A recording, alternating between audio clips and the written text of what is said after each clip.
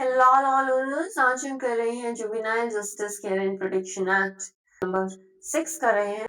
तो इसमें क्या है, चैप्टर नंबर 6 हम कवर करने वाले हैं procedure in relation to children in care need of care and protection. तो क्या प्रोसीजर रहेगा जिन बच्चों को क्या है केयर और प्रोटेक्शन की जरूरत है, आज हम इस वीडियो में लेक्चर में देखने वाले हैं। Let's start. सेक्शन नंबर 31 हमें बताता है कि प्रोडक्शन बिफोर कमेटी। सबसे पहले क्या है, जो हमारी चाइल्ड वेलफेयर कमेटी है, लास्ट वीडियो लेक्चर में हमने जो देखा था, राइट, तो उसके बारे में बता रहे हैं कि किस तरीके से कमेटी के पहले सामने क्या है बच्चे को लाना पड़ेगा। तो फर्स्ट क्लॉज क्या कहता है कि any child in need of need and protection may be produced before the committee by any of the following persons. कौन कौन ला सकता है? फर्स्ट, पुलिस ऑफिसर ला सकता है, special juvenile justice police unit ला सकते हैं, फिर या फिर डेजिग्नेटेड जो भी हमारा चाइल्ड वेलफेयर पुलिस ऑफिसर है वो ला सकते हैं। कोई भी ऑफिसर ला सकते हैं डिस्ट्रिक्ट चाइल्ड प्रोटेक्शन यूनिट का, या फिर कोई इंस्पेक्टर जो भी लीगल लॉ के अंडर डाला अपॉइंट किया गया है वो ला सकते हैं। पब्लिक सर्वेंट ला सकते हैं। चाइल्ड लाइन हेल्प सर्विसेज जो है वॉलेंट्री या फिर नॉन गवर्नमेंट सर्विसेज जो है वो भी ला सकते हैं। इसके साथ साथ चाइल्ड वेलफेयर ऑफिसर्स जो प्रोविजन ऑफिसर है वो भी ला सकते हैं। अगर कोई सोशल वर्कर है या फिर पब्लिक स्पिरिटेड सिटीजन है वो भी ला सकते हैं। बच्चा खुद भी ला सकता है। कोई nurse, doctor, management of housing home, nursing home, hospital, maternity home, तो ये भी ला सकते हैं बच्चे को कहाँ, कमेटी के सामने। इसके साथ साथ क्या है, प्रोवाइडेड दैट का मतलब मैं हमेशा समझाती हूँ मेरी लेक्चर्स में। अगर आपने मेरा कॉन्स्टिट्यूशन का लेक्चर्स देखे हैं तो उसमें मैं हमेशा इसे हाईलाइट करके बताती हूँ कि प्रोवाइडेड दैट का क्या मतलब है। तो प्रोवाइडेड दैट का क्या मतलब होता है, इन एडिशन टू, है ना, मतलब जो पहले बोल दिया गया है उसके आगे प्लस में, है ना, प्लस वाली बात है। और सुनो, मतलब कहने का मतलब है, तो यहाँ पे क्या है, चाइल्ड जो है वो कम्युनिटी के सामने लाया जाता है, right, without any loss of time. Time properly, मतलब उसमें गैप नहीं होना चाहिए। विद इन 24 आवर्स, 24 आवर्स के अंदर अंदर, excluding the time for necessary for the journey. Journey में मान लो 10 घंटे लगते हैं, राइट, तो उस 10 आवर्स को निकाल के 24 आवर्स के अंदर अंदर क्या है, बच्चे को कमेटी के सामने लाना पड़ेगा।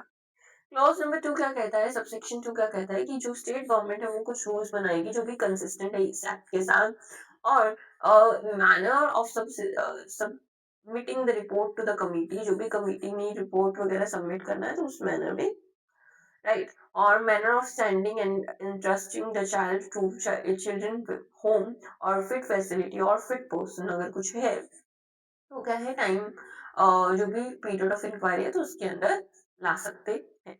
इसके साथ साथ सेक्शन नंबर 32 क्या कहता है कि mandatory reporting regarding child found separated from guardian.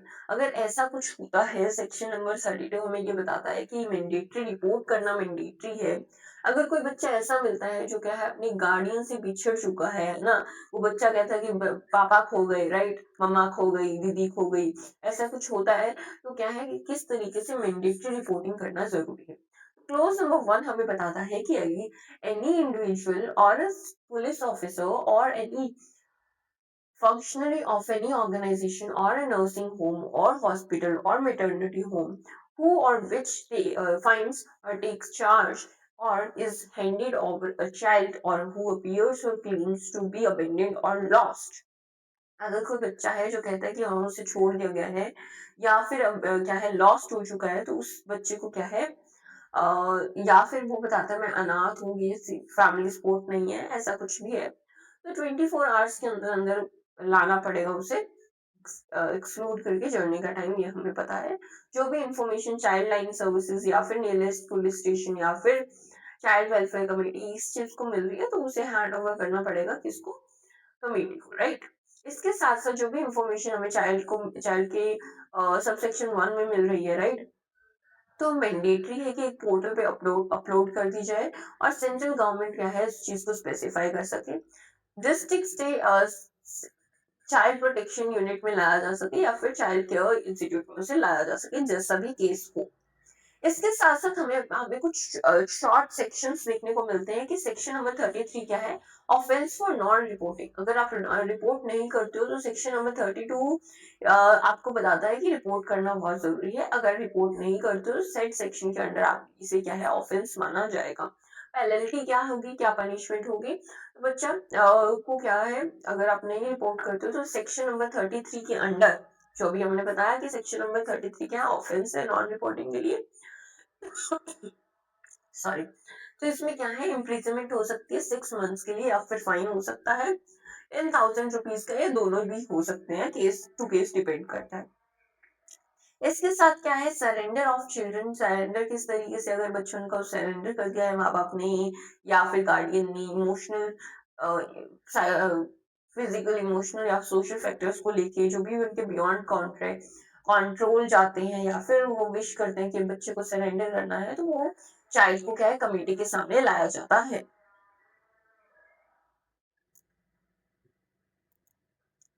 ना इसके साथ-साथ क्या है कि किस तरीके से अगर मतलब बच्चे का पेरेंट्स जो है उसे सरेंडर करके चले जाते हैं तो क्या होगा?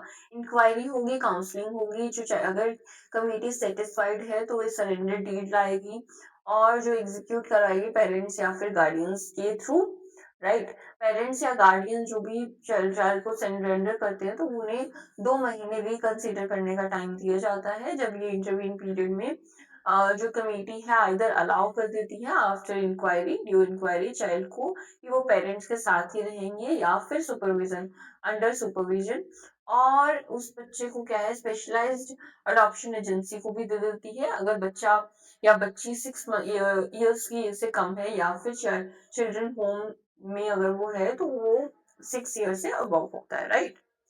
अब इसके बाद क्या है, इंक्वायरी की जाती है, सेक्शन नंबर 36 में क्या है, इंक्वायरी की जाती है, एक रिपोर्ट लाई जा सकती है on the production of child और रिसिप्ट ऑफ अ रिपोर्ट। तो सेक्शन नंबर 31 में क्या है, कमेटी जो है वो एक इंक्वायरी बिठाती है, जो भी प्रिस्क्राइब्ड मैनर में होती है कमेटी के थ्रू, तो ऑन या फिर एक रिपोर्ट जो है वो बच्चे की अगर या फिर पर्सन की लाई जाती है, sub section 2 of section number 31 जो अभी हमने पढ़ा था ऑफेंस वाला, राइट? तो उस बच्चे को क्या है, एक ऑर्डर पास कर दिया जाता है कि उसे चिल्ड्रन होम में, फिट फैसिलिटी में, जो भी ये फैसिलिटीज हैं वो लाई जाती हैं, स्पीडी सोशल इन्वेस्टिगेशन भी की जाती है सोशल वर्कर के द्वारा या फिर अदर पर्सन के द्वारा। इसके साथ प्रोवाइडेड दैट का मैंने आपको समझाया था, मतलब कि इन एडिशन टू कि अगर कोई बच्चा जो है 6 ईयर से नीचे है तो उसे अगर मान लो ऑफरिंग है, सरेंडर्ड है या अपीयर टू बी ओबीडिएंट है, तो उसे स्पेशलाइज्ड अडॉप्शन एजेंसी की तरफ रख दिया जाता है, जैसे भी अवेलेबल हो। सोशल इन्वेस्टिगेशन की जाती है 15 दिन के अंदर अंदर, ऐसा कुछ होता है तो कमेटी जो है वो फाइनल ऑर्डर पास कर देती है with in 4 months of the first production of child. Clear, 5-4 महीने में ये उसका सोशल इन्वेस्टिगेशन सब कुछ होके खत्म हो जाता है। इसके साथ साथ क्या है, जो ऑफरेंड है या फिर ये भी कैटेगरी के जो भी बच्चे हैं, तो वो क्या है, उनकी कंप्लीशन ऑफ इंक्वायरी की कहाँ है, स्पेसिफाइड की जाती है सेक्शन नंबर 38 में, जो आगे हम पढ़ने वाले हैं।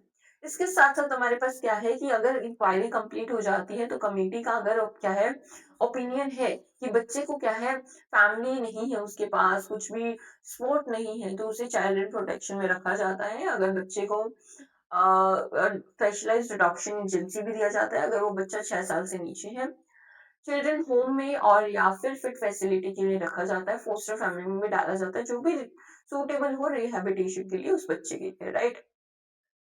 और जैसे ही वो 18 इयर्स का होता है तब तक। इसके साथ साथ क्या है, बच्चे को चाइल्ड चिल्ड्रन होम में भी रखा जाता है, फिट फैसिलिटी में भी रखा जाता है, और जो फोस्टर फैमिली में उसमें भी रखा जाता है, जो भी प्रिस्क्राइब की जाती है कमेटी के द्वारा। इसमें क्या है, क्वार्टरली रिपोर्ट सबमिट करनी होती है, मतलब साल में 4 साल में एक बार, मतलब एक साल में फोर एक बार, मतलब लाइक 1/4, राइट?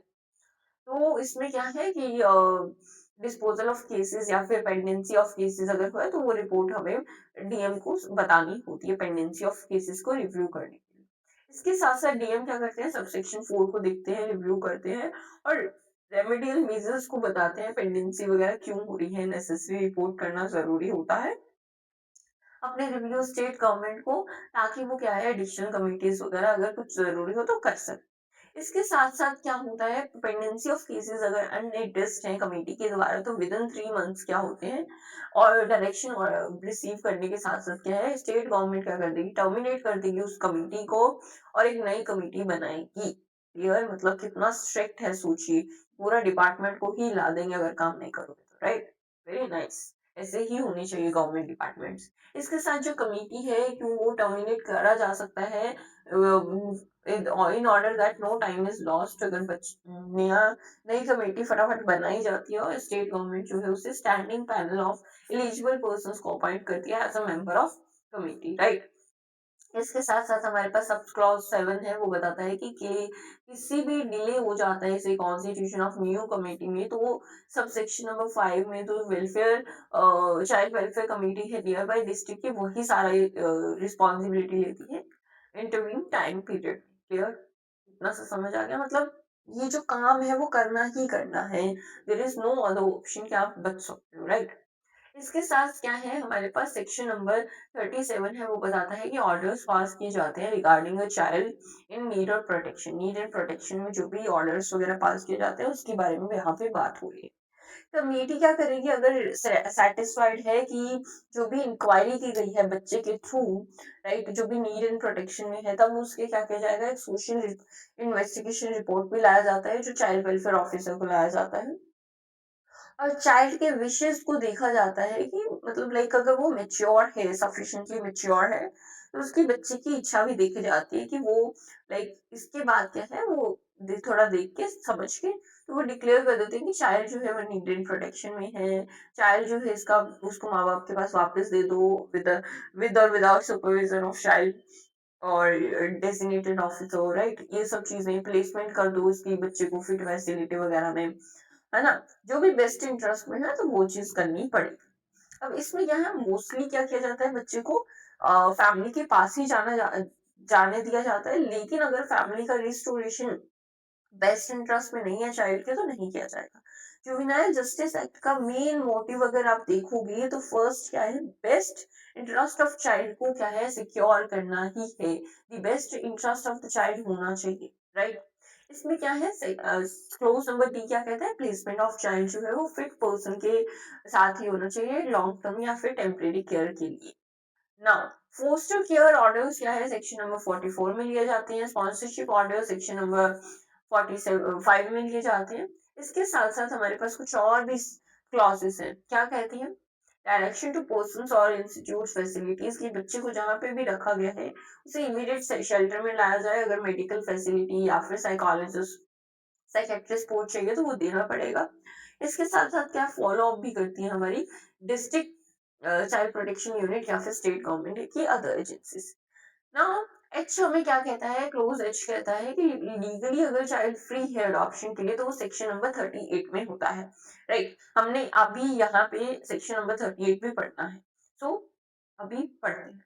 क्लोज नंबर 2 क्या कहता है कि कमेटी क्या है कुछ ऑर्डर्स पास करती है जो फिट पर्सन्स के डिक्लेरेशन के लिए जरूरी है फॉस्टर केयर के लिए। इसके साथ क्या है केयर सपोर्ट भी मिलता है सेक्शन नंबर 48 6 के अंदर, इस एक्ट के अंदर। और इसके साथ साथ क्या आगे हम पढ़ेंगे 46 भी। इसके साथ साथ क्या अदर ऑर्डर अगर वगैरह हो इस फंक्शनिंग के लिए, अदर फंक्शन के लिए जो भी प्रिस्क्राइब किया गया तो वो भी करना होता है कमेटी को। नाउ अब हम देख रहे हैं सेक्शन नंबर 38। सेक्शन नंबर 38 में क्या बताया गया है कि अगर बच्चे को क्या है लीगली फ्री फॉर अडॉप्शन अगर डाल दिया गया है ना, तो उसका क्या प्रोसीजर होगा। तो हम देखते हैं क्लॉज नंबर 1 क्या कहता है कि अगर ऑफरिन चाइल्ड है, अबेंडेंट चाइल्ड है, तो कमेटी सबसे ज्यादा पहले तो अफोर्ड करेगी कि उस बच्चे को माँ बाप या गार्डियन के पास ला दिया जाए। अगर इंक्वायरी कंप्लीट हो जाती है और बच्चे का ये पता लग जाता है कि वो ऑफरिन है, उसको वो अनाथ है ना, कोई भी नहीं है उसका केयर करने के लिए, या फिर अबेंडेंट है, तो कमेटी उसे डिक्लेयर कर देती है कि हाँ वो फ्री है लीगल प्रोवाइड अडॉप्शन के लिए, राइट। इसके साथ साथ क्या है इस डिक्लेरेशन के साथ 22 मंथ्स के अंदर अंदर क्या है चाइल्ड के प्रोडक्शन ऑफ चिल्ड्रन के चाइल्ड के थ्रू, तब क्या है वो 2 महीने के अंदर अंदर उसका डिक्लेरेशन करने के बाद क्या किया जाता है, अगर बच्चा 2 साल साल की एज का है, राइट, अप टू 2 ईयर्स है, या फिर विद इन 4 मंथ्स क्या है उसको क्या करना पड़ेगा, उसका लीगली फ्री फॉर अडॉप्शन कर दिया जाता है। प्रोवाइडेड फर्दर इसके साथ साथ क्या बताया गया है कि अगर कोई अदर लॉ है, वो लॉ इन फोर्स है, तो क्या है नो फर्स्ट हैंड रिपोर्ट अगर नहीं मिलती है बायोलॉजिकल पेरेंट्स के अगेंस्ट, तो क्या है उस बच्चे को सरेंडर या अबेंडेंट मान लिया जाता है। अगर सरेंडर चाइल्ड है तो चिल्ड्रन का क्या है कमेटी क्या है एक सरेंडर एप्लीकेशन डाल देती है, और जो केस वगैरह जो कमेटी के सामने आता है तो इमीडिएटली क्या है, कंप्लीशन, इस पीरियड के कंप्लीशन के साथ सेक्शन नंबर 30 से 5 के साथ क्या है, बच्चे को लीगली अडॉप्टेड के लिए फ्री मान लिया जाता है। इसके साथ साथ क्या है, जो कोई और लॉ में अगर टाइमिंग फोर्स है तो क्या बताया जाएगा, अगर मेंटली रिटार्डेड पेरेंट्स हैं उस बच्चे के, या फिर unwanted child of victim of sexual assault है, या फिर बच्चा क्या है उसे लीगली फ्री फॉर अडॉप्शन मान लिया जाता है कमेटी के थ्रू। इसके साथ साथ हमारे टू सब सेक्शंस रह गए हैं आज की वीडियो के लिए, वीडियो लेक्चर के लिए। तो इसमें क्या बताया जाता है, ऑफरिन अबेंडेड या फिर सरेंडर्ड जो चाइल्ड है वो क्या है, अगर लीगली फ्री है अडॉप्शन के लिए तो एटलीस्ट 3 मेंबर्स का कमेटी में होना जरूरी है डिक्लेयर करने के लिए।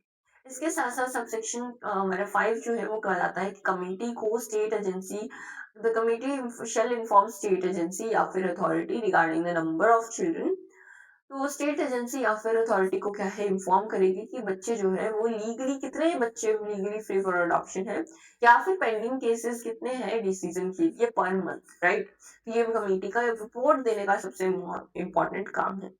नेक्स्ट लेक्चर में हम देखने वाले हैं सेक्शन नंबर 7, और sorry, chapter number 7, rehabilitation and social reintegration. ये बहुत इंपॉर्टेंट चैप्टर है हमारे जुवेनाइल जस्टिस का। तो मिलते हैं नेक्स्ट लेक्चर में, बिल्कुल मिस मत करना नेक्स्ट लेक्चर, है ना। इतना पढ़ लिया तो थोड़ा सा और पढ़िए, मेहनत कीजिए, सफलता आपको जरूर मिलेगी। आज के लिए इतना ही। जय हिंद, जय भारत।